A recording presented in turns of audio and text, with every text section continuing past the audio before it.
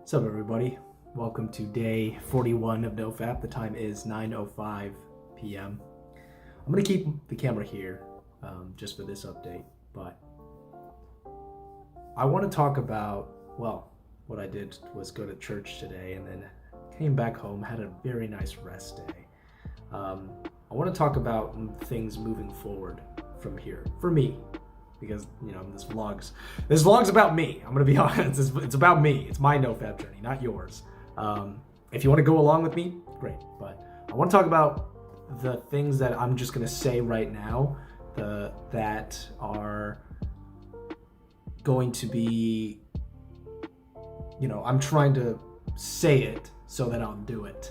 I'm having these thoughts in my head of the things that I should do, but I haven't said them out loud yet. So I want to tell it to you guys. You guys are my accountability. If it comes out of my mouth to somebody and they hear it, then I better deliver on that. Otherwise, I'm not going to be able to trust myself. And that's what I want to talk about, is being able to trust yourself. Not in a way of like, oh, you do you, that kind of thing, but to be able to trust yourself.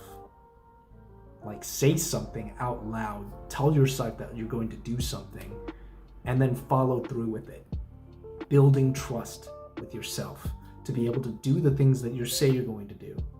Because if you don't do the things you say you're going to do, you have become somebody that can't even trust. You can't trust yourself. And when you can't trust yourself, why are you making any kind of decisions at all in life? If you can't make a decision in life and say, and you say, if you make a decision in life, you say, okay, I'm gonna stick with this, and you don't, you start to doubt yourself. You start to doubt the things you say. You start to doubt the things you do, because all of it's finite. It's not, everything's finite, but all of it means nothing. Your words mean nothing. Even the words you say to yourself, even the thoughts you have in your head to yourself, it means nothing, because you don't trust yourself. You don't trust yourself to follow through with the things you say. So in order to build more trust with myself, that's why I want to say these things out loud. Not just think them, say them. And I also want to have you guys to keep me accountable too. It adds an extra layer when I know that somebody out there is watching me. And I told them that I'm going to do something, and they see me not follow through with it. So I'm going to say things that I'm going to try and develop about myself, which is, I have now set my alarm 15 minutes earlier. As I've been doing this for the past few weeks, but I want to keep doing it until I reach probably 6 a.m. So last week I woke up at 7:30. This week I'm waking up at 7:15. Next week's going to be 7. Week before that, 7:45 or 6:45, and then on and on until 6 a.m. I want to be the kind of person that does wake up at 6 a.m. Now, what does that mean? It means I'm going to see I'm not going to be seeing gym regulars. The regulars at my gym, I'm not going to be seeing them. I'm going to grab my camera now and put it somewhere else, because my light is screwing up my lighting. But I'm not going to be seeing the same gym regulars, which is semi-disappointing, but at the same time, who cares? I can meet new people, and even more importantly, more dedicated people, the earlier I go to the gym. So that, and I'll probably, some of the machines that I want to use will probably be free as well, so I'm looking forward to that. Next thing I want to do is I want to spend at least 30 minutes to an hour a day just sitting still. Not and maybe even in a state of meditation, but I want to do things that make me think. I want to sit completely still and just think. I think thinking is somebody told me thinking is a skill. I think it was Luke Belmar. Belmar said thinking is a skill. A lot of people don't know how to think. What he used to do was just sit in a fire and just think about things for an hour a day. And I want to try doing that. I want to try thinking about things because I live my life just sometimes on like, okay, here's the things that I have to do today. And if I'm not doing it, I'm distracting myself with something. You know, I'm listening to music, I listen to the radio. I'm not letting my brain think about things. And instead, I'm putting input into my brain so that I don't have to think about things. So I want to be able to actually think about something, to develop that kind of mental fortitude. You know, these are mental workouts, I guess you could say. And I want to do that because I'm working out physically. I like how my body looks right now. Well, I'm bulking, so I like how my body used to look. But on the bulk, I'm sure that my muscles will get bigger, and then when I finally cut, I'll really like how I look. But I don't mind how I look right now. But I've definitely gotten the physical stuff. I've done all the physical growth for a while now, but I haven't done any true mental growth, and I want to do that so that I have more control over my mind, because if I can get my mind to behave a certain way, if I have complete control over my mind, I will be invincible. I will be invincible. I'll be unstoppable. No one can stop me. I'm going to achieve the things that I want to achieve. I'm going to think about things and be like, okay, that's the answer, and I'll know it. But for now, and it'll be a lot more easier to handle the urges in NoFap because I'll have that mental discipline. But I need to practice. I need to get myself familiar with the kind of, I need to get myself familiar with these mental workouts so that I can have a strong, controlled mind. So that's one of my goals as well. So yeah, it's just implementing new lifestyle changes, and then, it's not even an all at once kind of thing too. Because I started with just cold showers and cutting out soda, and then I started working out, and then from the workout I started going to the gym. From the gym I started eating right. It's just adding new things, adding new challenging things into your lifestyle until you have built the life that is ideal. You think about your ideal life. What do you see? And I see myself waking up super early, getting a good workout in, coming back home, working super hard, my wife bringing me coffee, and then talking business with a bunch of people, calling up my friends, saying, hey, I got this business deal going, let's talk, having them come over, or I go over to their place, we talk business, we make a bunch of money together, go home by the end of the night, still working, still doing all of that stuff. Wife makes me dinner, tell her I love her, go back home, ask her, well, I'm already home, ask the kids how they're doing, how their school's been, what are they learning. They're probably going to be homeschooled because the education system here is a mess. Personally, everywhere in America is kind of a mess. So I'm probably going to my wife's going to homeschool them, and I'll throw in tidbits of wisdom here and there. But when I look at that ideal life, and I look at the things that I have to do to get that ideal life, all the things that I have to do from now on, that's when I know, that's what I base these small improvements on, is the lifestyle that I dream of living. So yeah, I think everybody should do that, really, is think about your ideal lifestyle, what it takes to get there, what you need to start doing to get there, and implement it little by little. You could do it cold turkey if you want, but it's very difficult to stop a habit cold turkey.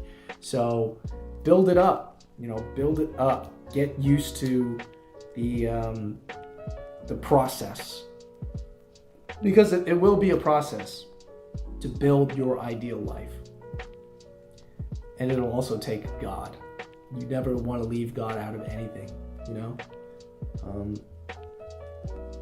all of these plans are susceptible to changes, because if this isn't the road he wants me to walk, if this is not God's plan for me, if this isn't going according to God's will, well, then I have to change. I have to. There's no option. if he says, yo, you're walking the wrong way, yo, this isn't the life you're supposed to be living, I'm going to be like, you know better than I do, because I know nothing compared to the God of the universe. So I'm going to listen to God. If I'm walking a path that he thinks that I shouldn't be walking, I'm going to be as attentive to it as I can, and I'm going to be like, all right, I'll stop walking that way, I'll try something else. But it's not wrong to lay your plans before God. Lay your plans out before God. Tell him, like, hey, these are the plans I have for my life. This is where I want to be. This is where I want to go. This is how I'm going to give you all the glory for it. And, you know, depending on his response, change or move forward.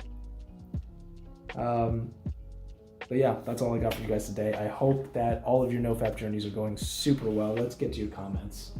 Mike, you have explained the correct method for becoming comfortable with discomforts. It's a matter of becoming acclimated to them to the point where that they're tolerable, or even seem normal. I agree. You know, there's people that can live. I think about moving a lot. I think about moving. When I moved from, Mike, you saw my shed. I know for a fact that you saw my shed and how tiny my shed is compared to where I live now. And I remember when I first moved here, from my shed, I was just thinking, this is extremely different. I have so much more room now that I don't know what to do with things. Like, my room is half the size, like, my room is twice the size of my shed. This room by itself. And there's another room, there's another bedroom, there's a kitchen, there's a living room, there's a dining room, there's a hallway, there's 2 bathrooms, there's a walk-in closet. Like, it's big. And it threw me off a little bit because I was like, this feels like not claustrophobic. And I don't have claustrophobia, but it doesn't feel compact. Like, I have to walk to get things now. I can't just walk 5 steps, go to my mini fridge and grab a drink. I have to actually go down, leave my room, go down the hall, grab a drink, or grab a cup from one of the cupboards, and then fill it up with water, and then walk back to my desk and then drink the water. And it was weird for a while, and then I started getting used to it. Same thing with working out. You know, when I started bumping up the weights, it was awful. I couldn't make it past 6 reps. And now I'm trying really hard to get to 8. So, yeah, you shock your body. That's what you have to do when you work out. You shock your body. You know, your body gets used to a certain weight, and then it'll be like, you know what, you're not going past this weight because we've gotten used to it. We're not going to go past this weight. And it's all in your head too. Like, your mind will be like, all right, this is your maximum weight. This is it. This is your maximum weight. But you have to tell your mind, no, we can go farther. We can go further than this. And your mind, when you put those extra weights on, your mind's going to be like, we're only doing 2 reps of this. You're crazy. But, you know, sometimes you got to just take a deep breath and be like, no, this isn't heavy. This is light. This is light. Let's push. And when you do, you find out you can do 4 more reps. So, discomfort, shocking the system and keeping it at that level is the best way. It really is. It's the best way to learn how to do, learn how to be at a certain state, you know? Because I'm at this state and I want to get to this state of difficulty, of hardship, so that I can grow. Like, here's the amount of pain I'm going through. Here's the amount of pain I need to get to grow. So when you shock your system, you get here. You forcibly put yourself here, and you're just like, okay, this has to be the new normal now. Because if I go back to the old normal, I didn't grow at all. So I want to encourage everybody out there. There's so many titles that I can name this, but I'm going to name it this: Shock Your System. Absolutely, 100%. Shock your system, whether it be your body, whether it be your mind. Do something difficult. Even listening to yourself think. Like that, a lot of people can't do that. Even me, when I sit still, I just wish there was a video playing, or I wish I was listening to music, or I wish something was going on so I didn't have to hear myself think. And I will tell you guys, actually, before I end, I'm going to tell you guys a little story. And it comes from my younger years, where I made a lot of mistakes. But long story short, maybe I'll tell the story some other time, fully. But long story short, I got a DUI. I was going through a lot of stuff, but I got a DUI. I got arrested on the road. I didn't kill anybody, thank the Lord. I didn't crash, thank the Lord. But I got arrested, got a DUI, and I was put into, not a jail, but like a place where they put drunk people to sleep it off, essentially. And I stayed there for not even 12 hours. I think it was 16 hours. No, it was 12 hours. It had to be. Yeah, I stayed in a room for 12 hours.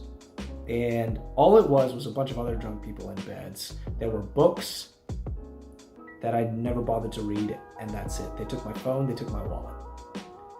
And it felt like torture to be in that room, because I went to sleep off the drunkenness, and I woke up and I still had about 4 or 5 hours left in that detention room. And I remember wishing I had my phone, because it was quiet in there. It was just other drunk people asleep. I didn't read any of the books. Well, it took me a while before I reached out and tried to read any of the books, but I remember sitting there thinking, like, I'm so bored. There's nothing to do. And then I started thinking about people in jail. It's like, there's nothing to do. You can't listen to music. You can't watch something on your phone. All you have is your bed, and that's it. And those were a few books and that's it. And I remember thinking in my head, overthinking everything. Like, oh man, I screwed up. Oh man, my parents are gonna kill me. Oh man, I'm gonna break my mom's heart. Oh man, like this really screwed up. I never want to do this again. Oh man, like your thoughts become extremely loud in your head. And the things that you normally do to distract you from that aren't there. So, I remember that situation when it comes to hearing yourself think. A lot of people don't do that because they have something to distract themselves with. But I think the people that have great mental fortitude are the people that can live in that kind of vacuum, in that kind of space where they can only hear themselves think. That's the only thing that they can do because there's nothing else to do. So I want to build up a kind of mental fortitude where I'm not afraid to listen to myself think. Not to a point where I go insane, but to a point where I can think things through, where I can train my mind to think quickly and to think sufficiently for the task at hand or for the situation at hand. So, and to also come up with words, instead, not saying which I did a bunch of times in this video, but yeah, that's what I want to train. So, that being said, I'm going to end it here. But thank you, Mike, for the question, as always. If you have any comments or questions you want to leave it down in the comments below. I love getting your comments. I love getting questions about me. Just don't be afraid to ask. I'm an open book. I try to be. Ask me a question within reason, and I'll get back to you in the next video. So, other than that, thank you all for watching. Stay strong. Stay focused. I'm with you guys. I know you guys are with me. I'll see you guys tomorrow. Peace.